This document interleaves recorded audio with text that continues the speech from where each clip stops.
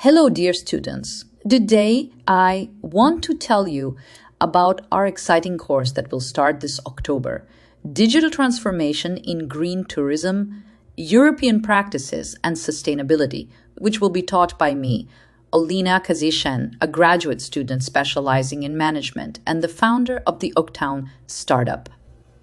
We will be discussing the course Digital Transformation in Green Tourism, European Practices and Sustainability. This course is specifically designed for students and graduates in fields such as tourism, international economic relations, project management, and organizational management. All of us can contribute to enhancing the appeal of our regions to tourists while advocating for sustainable development and environmental conservation. Your course will unveil the latest European practices in the digital transformation of green tourism. Most importantly, this course is tailored for you, students and graduates who want to understand and implement digital innovations in the field of tourism. We will help you develop the necessary skills and knowledge that will be valuable for your future career growth. Don't miss this opportunity to be a part of our exciting course.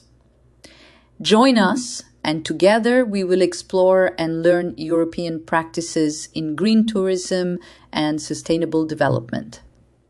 Thank you for your attention, and we look forward to having you in our course this October. See you soon.